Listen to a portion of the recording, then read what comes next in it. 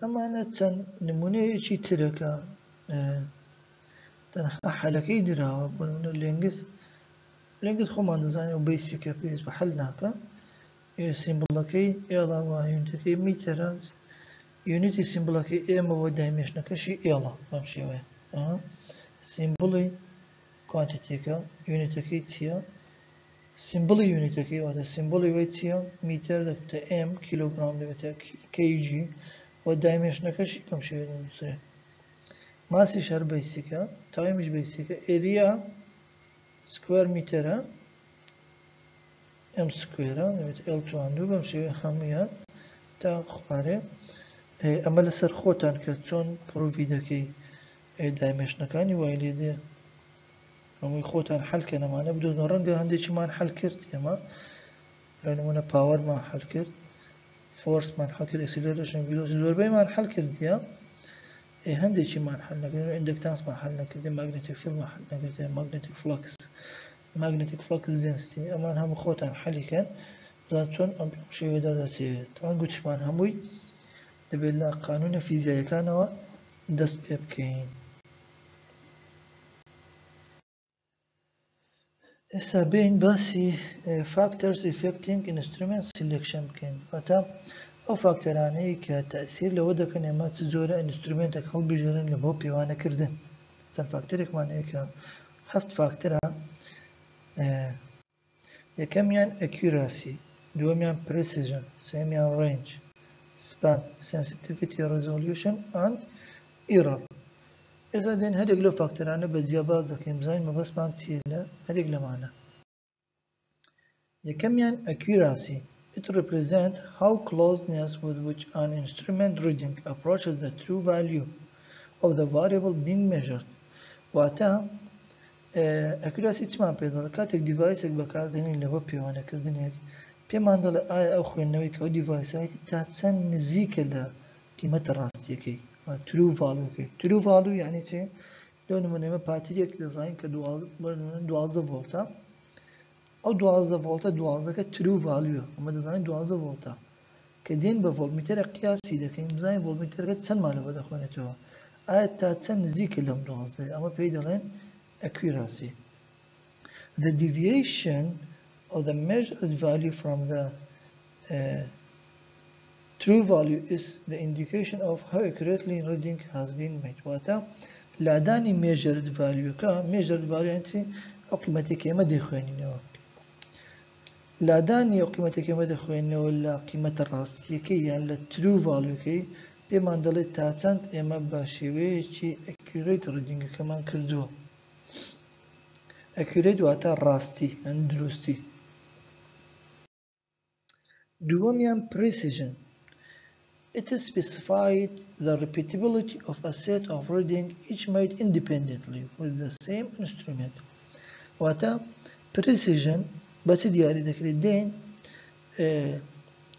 ڕیدینگەکەمان یان مێژەرمنتەکەمان چەند جارێک دووبارە دەکەینەوە repeatability دەکەین چەند جارێک دووبارە دەکەینەوە کە هەرێکیان سەر بەخۆ بێ بە هەمان دیڤایس بێ بە هەمان ئامێر بێ ئەی بۆ نمونە ئێمە ڤۆڵتمیتەرێکمان هەبێ بین ڤۆڵتێک بخوێنینەوە دێن چەند جارێک ڤۆڵتەکە دەخوێنینەوە بە هەمان ڤۆڵتمیتەر An estimate of precision is determined by the deviation of different reading from the mean or average value کاتێک کە ئەمە چەند جارێک مێژەرمنتەکەمان دووبارە کردەوە چۆن precision دیاری دەکەین دێن ئەو مێژەرمنتانێک کە هەر کردیتمان بۆ نمونە 10 مێژەرمنتمان کردیە دێن ئەڤێرەجی هەردێ وەردەگرێت هەردێ کۆ دەکەینەوە دابەشی دێ دەکەین ئەڤێرەجەکەی وەردەگرین کە پێی دەڵێن mean value mean یان average value اینجا دێن هەرێک لەو مێژەرمنتانێک کە هەمانە تا چەند لە mean value نزیکە تا چەند نزیکە لە mean valueکەی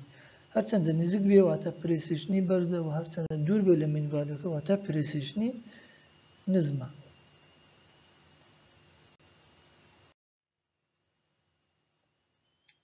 بۆ نمونە ئێستا ئەو نمونەی باز دەکەین لە ڕێی نمونە دەتوانین جیاوازی نێوان precision و accuracy دیاری بکەین To detect the difference between accuracy and precision of measurement for some voltage we see the following cases بۆ دیاریکردنی جیاوازی نێوان ئەکیورەسی و پرسیژن ئەو نمونەی وەردەگرین. یەکەمیان V equal to 6 volt. ئەمە چیە؟ true value یان theoretical value. وەکو گوتمان بۆ نمونە پاتیرێکمان هەیە ڤۆڵتەکەی 6 ڤۆڵتە، ئەو ڤۆڵتێکە هەیەی خۆی 6 ڤۆڵتە، ئەمە پێی دەڵێن true value یان پێی دەڵێن theoretical value هەندێک جار هەردووچی پێدەگوترێت. ئەگەر 6 ڤۆڵت بێ ئێمە هاتین بە ڤۆڵتمیتەرێک ڤۆڵتێکەمان خوێندەوە دەبینین V is equal to 5.8 ڤۆڵت. ئەمە چی پێ دەڵێن؟ ئەمە پێی دەڵێن measured value یان practical value، واتە کە بەشێش عەمەلی خوێنمانەوە 5.8 خوێندەوە. دەبینین 5.8 نزیکە لە 6، زۆر فەرقی زۆر نییە، کەواتە ئەم دیڤایسە چیە؟ This instrument is accurate. ئەمە پێی دەڵێن accurate، واتە قیمەتەکەی نزیکە لە قیمەتە ڕاستیەکە. نمونەی دووەم ئەگەر بێت و هەمان شتمان هەبێ کە 6 ڤۆڵتە true value-کە، ئەو جارە 4.8 ڤۆڵتی خوێندەوە، ئەوە measured value-کەیە. 4.8 لە 6 زۆر دوورە، فەرقی زۆرە.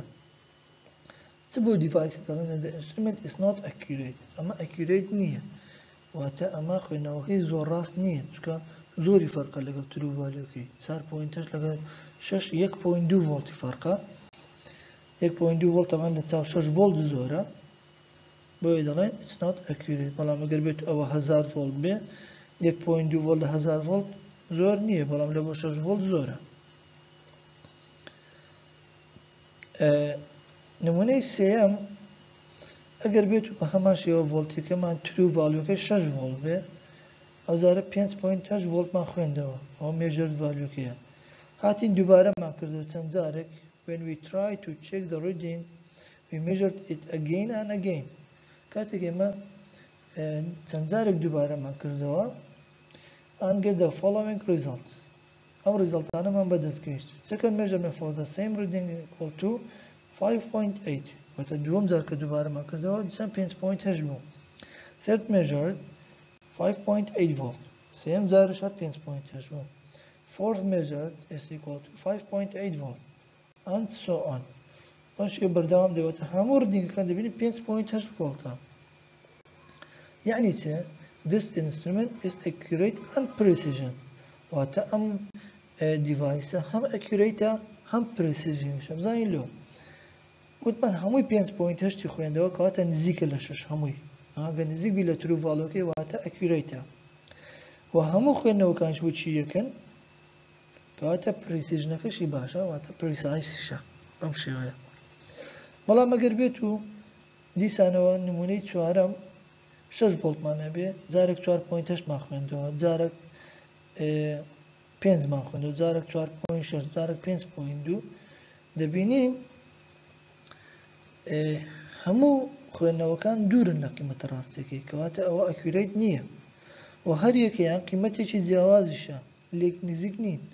ئەمە precise-ش نییە. دەڵێن چێ؟ دەڵێن This instrument is not accurate and not precise. واتە هەم accurate نییە و هەم precise-ش نییە. بەو شێوە دەتوانین precision و accuracy دیاری بکەین لە دیڤایسێک. Range چییە؟ Range, it is defined as the region enclosed by the limit within which a particular quantity is measured. واتە range ئەو ڕجنەیە کە لیمیتێکە دانراوە لە بۆ دیڤایسەکە، واتە لە چەند تا چەند، ئەوە پێی دەڵێن range، لە چەند تا چەند. Span, it is algebraic difference of the upper and lower limits of the range. ئەمە گوتمان range چییە؟ واتە ئەو ڕێنجی کە دیڤایسەکە هەیەی لە چەند بۆ چەند. لە بۆ دیاریکردنی سپان دێن لەسەر ڕێنجەکە دیاری دەکەین. بزانین دێن بە شێوەی ئەلجەبری جیاوازی نێوان بەرزترین و نزمترین لیمیتەکە وەردەگرین. بۆ نمونە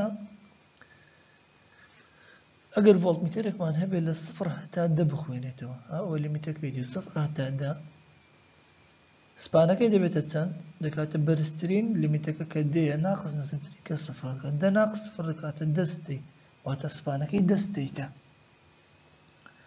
بەڵام ئەگەر بێت و ڤۆڵتمیتەرێکمان هەبێت لە ناقص 10 لە بۆ 10 بخوێنێتەوە، ئەمە ڕێنجەکەیەتی ناقص 10 لە بۆ 10، سپانەکە دەبێتە چێ؟ دەکاتە 10 ماینەس ناقص 10 دەبێتە 20 ستەیت. ستەیتەکەی دەبێتە 20. ئەمە سپانەکەیتی.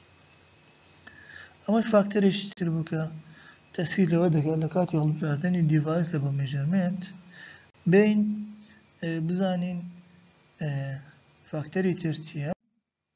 فاکتەری تر سنسیتیڤیتیە. It is represent the ratio of output signal to a change in input. واتە sensitivity چمان پێ دەڵێ؟ ڕێژەی ئاوتپوتی سیگنەڵەکە لە بۆ ئەو گۆڕانکاریە کە لە ئینپوت ڕوودەدا. ئایا تا چەند ئەو دیڤایسە هەستیارە لەو گۆڕانکاری کە لە ئینپوتەکەی ڕوودەدا، واتە زوو هەستی پێ دەکات بیخوێنێتەوە لە گۆڕانکاریەکە. ئەمە پێی دەڵێن sensitivity. Or it is represent the response output of the instrument to a change of its input. واتە وەڵامی ئاوتپوتی ئینسترومنتەکە کاتێک گۆڕانکاری لە ئینپوتەکەی ڕوودەدا تا چەند هەستی پێ دەکات بە گۆڕانکاریەکە. ئەمە پێی دەڵێن sensitivity. فاکتەرێکی تر resolutionە. Resolution is the smallest change in measurement quantity that can be observed. واتە بچووکترین گۆڕانکاری لە خوێندنەوەی کوانتیتێکی کە دەتوانین هەستی پێ بکەین، بچووکترین گۆڕانکاری. ئەمە پێی دەڵێن resolution.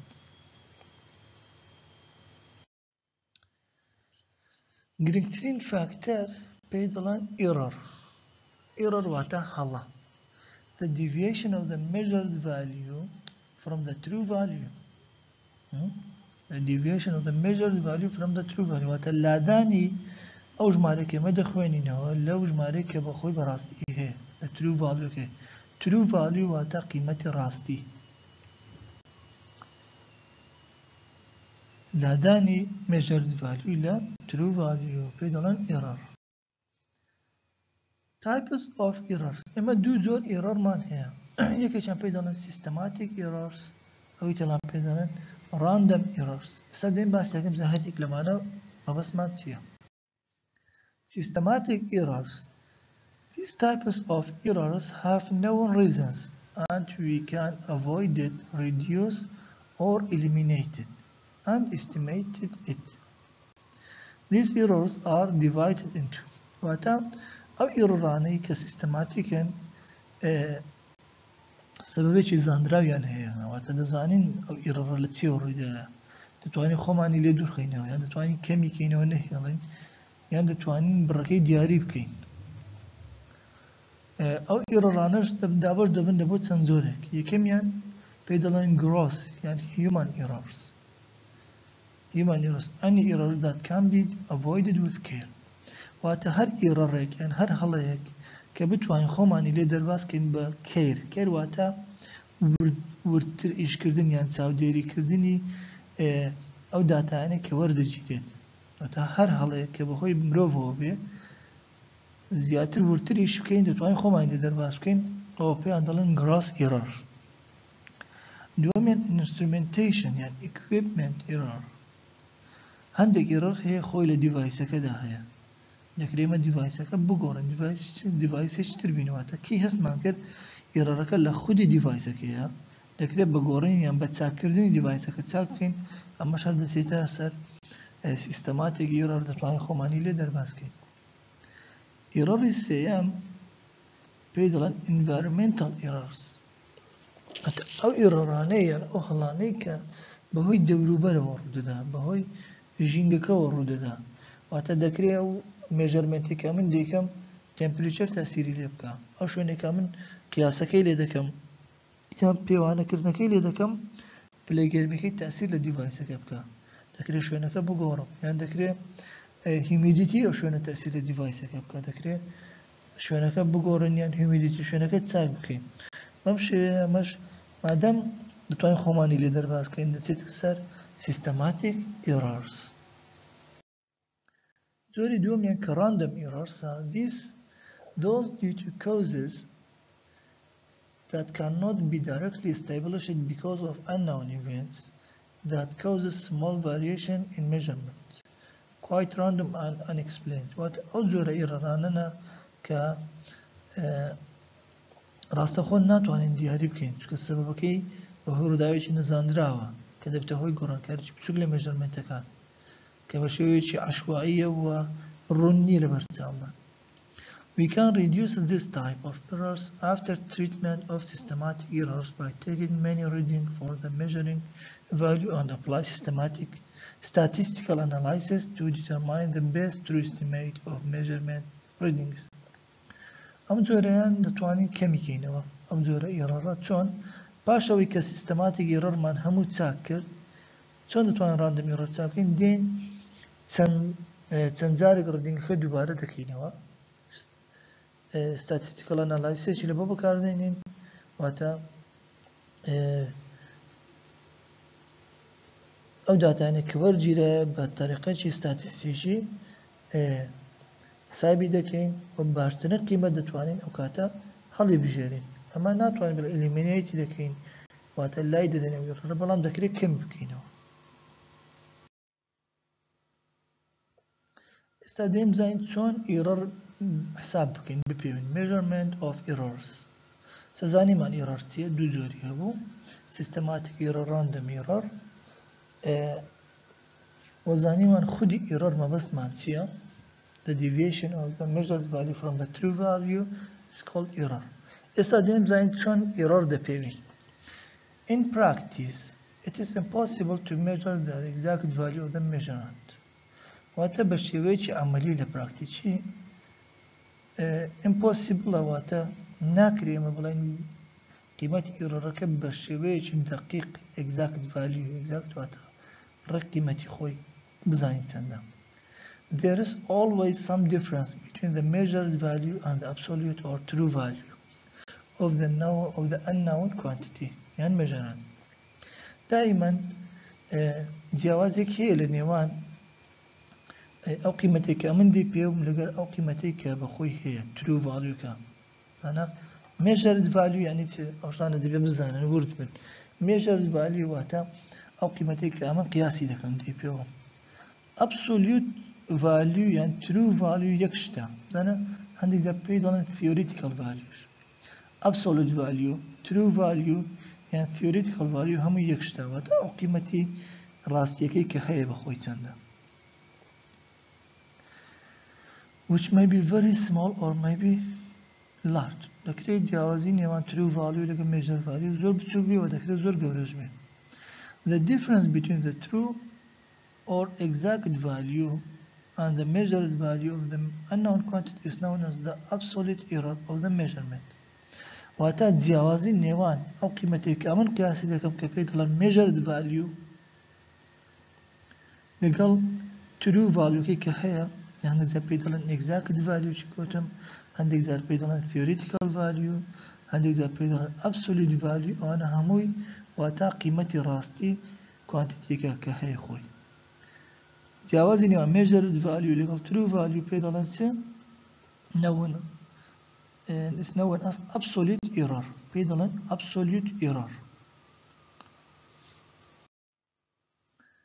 کەواتە if sigma a be the absolute error of the measurement واتە وا دابنێ ئێمە کوانتیتێکمان هەیە قیاس دەکەین کوانتیتێکە ئەیە ناوی ئەیە هەر کوانتیتێک بێ sigma a هێمایەکە لە بۆ پیشاندانی absolute error لە quantity A باشە absolute error of the measurement I am and A be the measured and absolute value of the unknown quantity کاتە I am و یەکە چییە I amەکە پێی دەڵێن measured value لە بۆ quantity A یەکە پێی دەڵێن absolute value لە بۆ quantity A absolute value ئەی بۆ نمونە ئەگەر بەرگر بێ دەڵێن measured value of resistance absolute value of resistance sigma یەکە چی پێ دەڵێن ئەو کات پێ دەڵێن absolute error of R resistance then sigma A may be expressed as کاتە absolute error quantity A دەبێتە چی دەکاتە AM minus A واتە measured value minus true value گوتمانەوە measured value ئەوە true value absolute error لە A دەکاتە measured value A minus true value of A ئەگەر نمونەک وەرگرین بەرگرێکمان هەبێ resistance قیمەتەکەی چەندە 500 ohm plus minus 10 ohm ئەها بەم شێوەیە دەنووسرێت بزانە ئەو 500 ئۆمە چییە؟ ئەمە ترو ڤالیۆکەیە، ترو ڤالیۆ 500 ئۆمە پلس ماینەس 10 ئۆمەکە دەبێتە ئەبسۆلیوت ئێرەڕەکە سیگما ئار ئەو کاتی پێ دەڵێن سیگما ئار. ئەو ئارە دەبێتە چ؟ ئەوە دەبێتە measured value، ئەنی measured value دەکرێت چەند بێ؟ دەکرێت بڵێن 500 زائیدەن 10 510 ئۆم، دەکرێت بڵێن 500 ناقص 10 دەکات 490 ئۆم. واتە measured value-کە لەو ڕێنجێدا دەبێت لە 490 تا 510 ئۆم، بەڵام خۆش قیمەتی ڕاستی کە لەسەر بەرگرەکە نووسراوە چەندە؟ 500 ئۆمە. ئەمە بەنسبەت ئەبسۆلیوت ئێرۆر. ئەگەر تەماشاکەین ئەبسۆلیوت ئێرۆر یونیتی لەگەڵا پلس ماینەسیشە دائیمەن و یونیتیشی لەگەڵا ئۆمە. زۆرێکی تر ئێرۆرمانەیە پێی دەڵێن ریلیتیڤ ئێرۆر یان پێرسنتێج ئێرۆر. ریلیتیڤ ئێرۆر کە ئەبسولۆنت ئار هێما دەکرێت is the ratio of absolute error to the true value of the unknown quantity to be measured. Relative error چیە؟ ڕێژەیە لە نێوان absolute error لە بۆ true value-کەی بەم شێوەیە. Relative error is equal to absolute error دابەشی true value جارانی 100%. Absolute error دابەش true value جارانی 100% is equal to relative error. ئەگەر هەمان نمونەیە وەربگرینەوە تەماشاکە بەرگرێکمان هەیە 500 ئۆم زائید ناقص 10%. زانە لێرە یونیتی نییە ئاگاتان لێبێ. کاتێک کە ئێرەر بە شێوەی ریلیتیڤ دەنووسرێ نابی یونیتی هەبێ، بەڵام بە شێوەی ئەبسۆلیوت یونیتی هەیە. بەم شێوەیە یعنی چ؟ یعنی 10% قیمەتی ڕاستەکەی دەکرێت زیاتر بێ یان کەمتر بێت. طبعا تەحویلیش دەکرێت لە بینی ئەم دوانە. تەماشا قانونەکەی بکەین. ئەگەر ریلیتیڤم هەبێ دەتوانم ئەبسۆلیوت بدۆزمەوە، ئەگەر ئەبسۆلیوتم هەبێ دەتوانم ریلیتیڤ بدۆزمەوە پێی ئەم قانونە. هەنی سە دەتوانم ئەو 10% بکەمە ئەبسۆلیوت. ئەمە بەنسبەت ریلیتیڤ ئێرۆر و ئەبسۆلیوت ئێرۆر. زۆر ئاگاداری ئەم خاڵە بن کە دەڵێم ئەبسۆلیوت ئێرۆر یونیتی هەیە بەم شێوەیە 100 ئۆم، بەڵام ریلیتیڤ ئێرۆر نابێ یونیتی هەبێت چونکە ریلیتیڤە ڕێژە قەت یونیتی نییە. Relative error is unitless.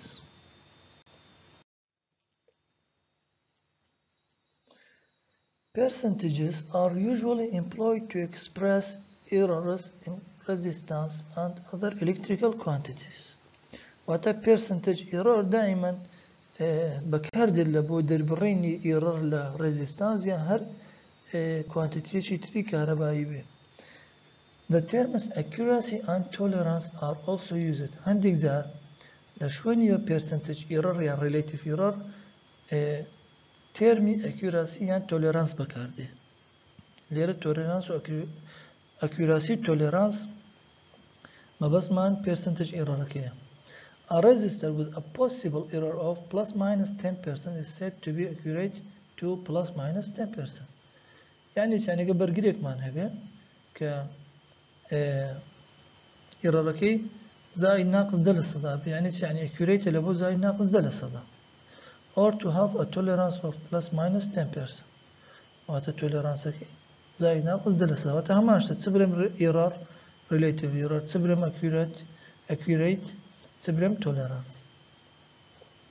C figure 2.2 واتە ئەم ڕسمەیە تەماشاکە بەرگرێکە هەمانە لە چەند 1 2 3 4 باندی ئەم بەرگرە. طبعا دەزانین سێ باندی یەکەم first three bands indicate resistance value. سێ باندی یەکەم قیمەتی true value resistance-ەکەمان پێ دەڵێ true value و باندی ئەخیریان تۆلێرانسەکەیە. ئەگەر سلڤەر بێ ئەمە کۆنستانتە طبعا لە بە هەموو بەرگرەکان بە پێی ڕەنگەکەی دەتوانین ئەمە تۆلێرانسەکەی دیاری بکەین کە ئەگەر سلڤەر بێ زائد ناقص 10% و ئەگەر گۆڵد بێ زائد ناقص 5%. ئەمە پێی دەڵێن relative error-ەکەی یان پێی دەڵێن tolerance یان پێی دەڵێن accuracy فەرق ناکات. Tolerance is the term normally used by component manufacturers.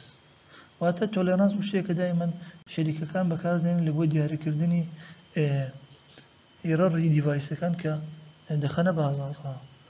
Suppose that a voltage is measured as 20 volt.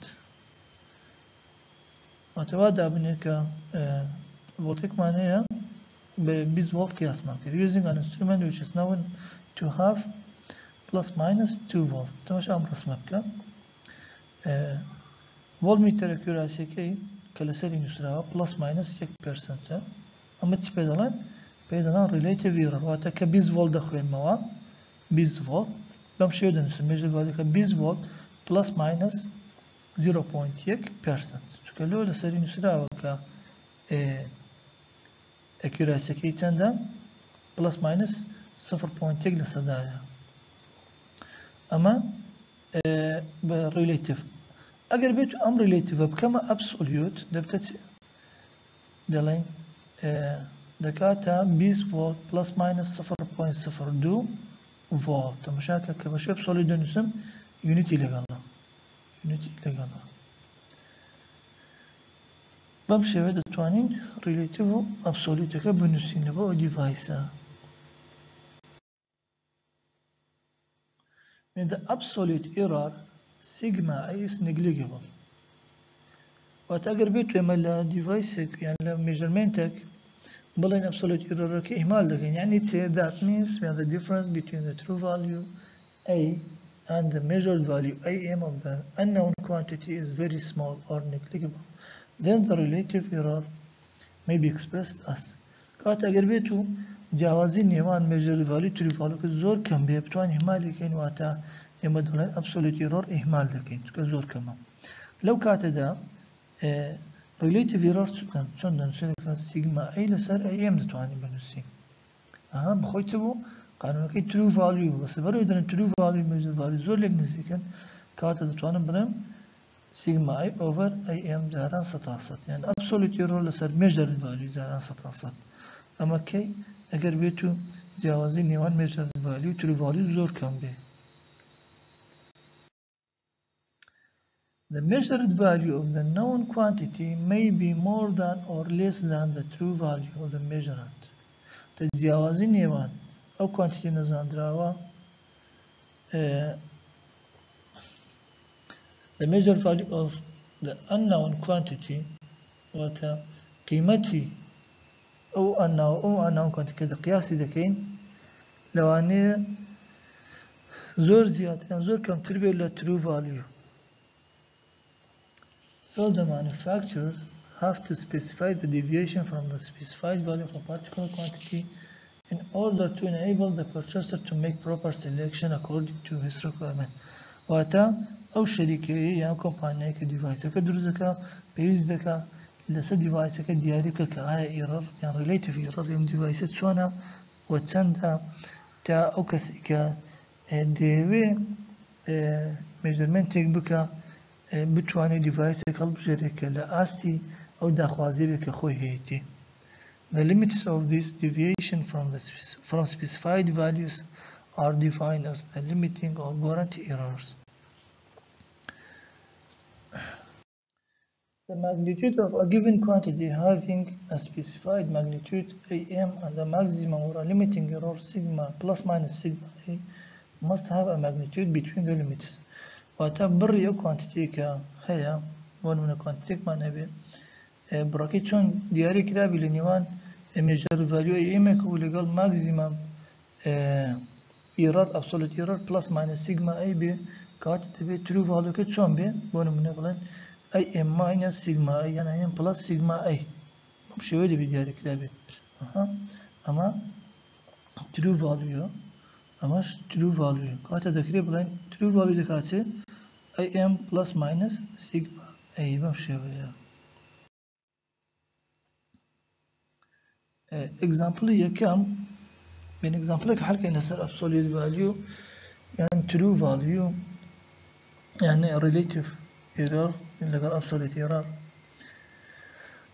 A component manufacturer constructs certain resistance to be anywhere between 1.14 kilo ohm and 1.26 kilo ohm and classifies to be 1.2 kilo ohm resistor. What tolerance should be stated? واتا كومبانيا برجريشي دروس كردوا كقيمتكي لنوان 1.4 كيلو اوم و 1.26 كيلو اوم بلام لسري نسو 1.2 كيلو اوم کاتە تۆلێرانسی ئەو ڕێزیستانسە دەبێت چەند بێت تۆلێرانس واتە چێ ریلیتیڤ ئێرەرەکەی دەبێت چەند بێت بین حەلیکەی بزانێت چی دەکەین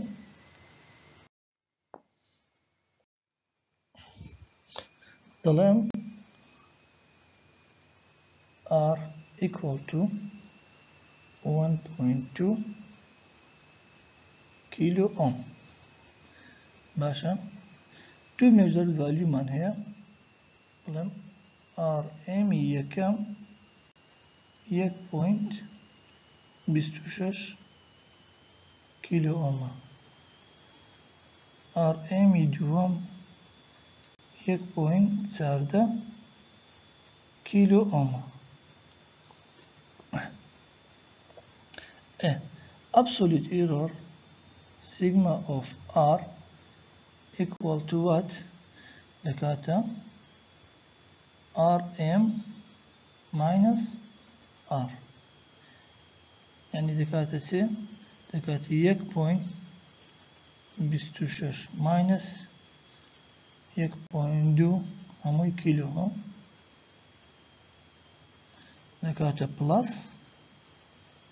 0.06 کیلو ئۆم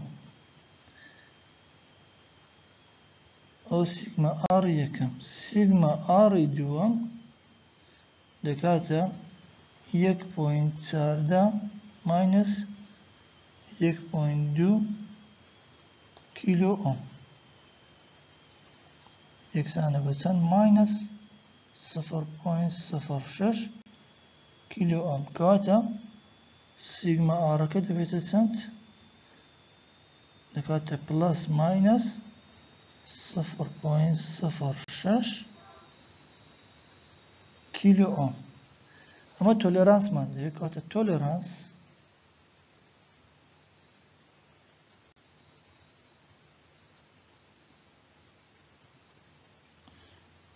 کە دەکاتە چ دەکاتە ئەبسۆلوت ئێرۆر لە بۆ بەرگرەکە ریلیتیڤ ئێرۆر لە بۆ بەرگر یەکسانە بە ئەبسۆلوت ئێرۆر پلس ماینەس 0.06 لەسەر ترو ڤالیو کە 1.2 تەواو هەردووچیان کیلو ئۆمیان لەگەڵە جارانی 100 کیلو ئۆم لەگە کیلو ئۆم دەڕوا ئەبسۆلوت ئارەکە دەکاتە چەند دەکاتە پلس ماینەس 5 لە سەدا بەم شێوەیە دەبێت یەکەم جار چ بکەین یەکەم جار ئەبسۆلوت ئێرۆرەکە بدۆزینەوە کە سیگما ئارەکەیە سیگما ئارمان دۆزیەوە پلس ماینەس 0.06 کیلو ئۆم هاگوتمان ئەبسۆلوت ئێرۆر لە بیونیتی هەبێ دوای کە ئەبسۆلوت ئێرۆرمان دۆزیەوە ترو ڤالیوشمان هەیە دێن ریلیتیڤ ئێرۆرەکە دەدۆزینەوە یان تۆلێرانسەکە دەدۆزینەوە کە دەکاتە پلس ماینەس 0.06 لە سەدا کیلو ئۆم لەسەر 1.2 کیلو ئۆم جاران 100 دەکاتە ئەبسۆلوت ریلیتیڤ ئێرۆرەکە دەکاتە پلس ماینەس 5 لە سەدا ڕەنگە خەتەکە تۆزێک نەخۆش بێ بەڵام لە کاتی قسەکردن ئەمن شتەکان دەڵێم دەتوانن ئێوە بیناسنەوە